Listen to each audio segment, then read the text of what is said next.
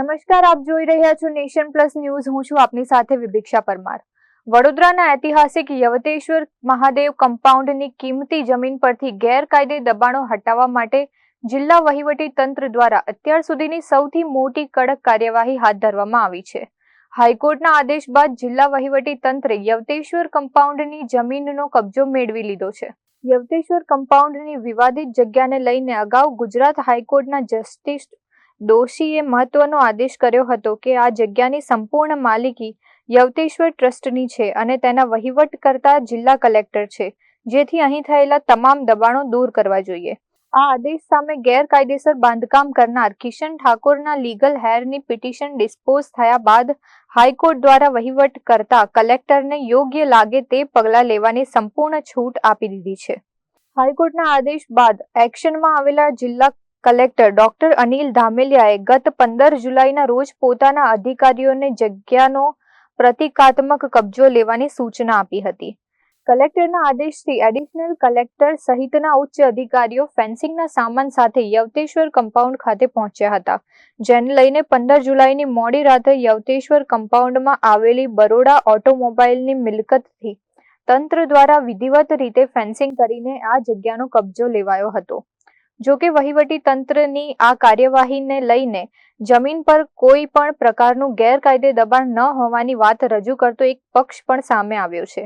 યવતેશ્વર કમ્પાઉન્ડની જગ્યાએ ગાયકવાડી ચાલ છે એવો પક્ષ એડવોકેટ અંકિત ડાંગવાલા દ્વારા રજૂ કરવામાં આવ્યો છે.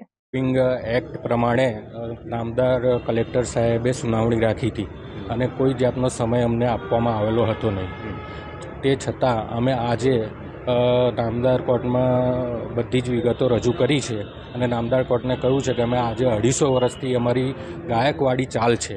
એ ગાયકવાડી ચાલ જે તે વખતે ઘોડા અને હાથીના બાંધવા માટે ગાયકવાડ સરકારે રાખેલી હતી અને એના જે ચાકરો હતા એમને જ્યારે ઘોડા અને હાથી જતા રહ્યા ત્યારબાદ એ લોકોના ચાકરોને રહેવા માટે રહેણાંક પેટે આપેલી હતી.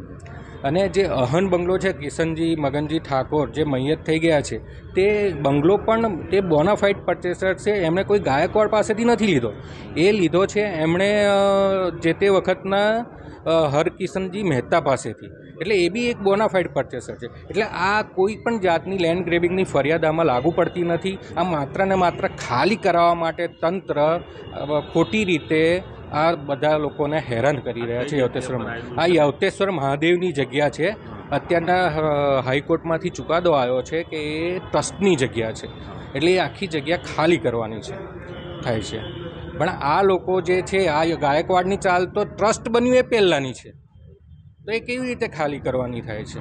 અને જો ખાલી કરાવે છે તો સરકારે શું યોજના બનાવી છે? આ લોકો બધાને કોઈ ઘર બાર વગરના કરી દેશે, ઝેર ખાવાનો વારો આવે એવી પરિસ્થિતિ ઊભી થઈ જશે. કેમેરામેન નવનીત પરમાર સાથે Chirag Patel, nation plus news, Vadodara. સમાચારોના સતત અપડેટ મેળવવા માટે અમારી નેશન પ્લસ ન્યૂઝની યુટ્યુબ ચેનલને સબસ્ક્રાઇબ કરો, બેલ આઇકન દબાવો અને જોડાયેલા રહો ફેસબુક, ઇન્સ્ટાગ્રામ અને ટ્વિટર પર.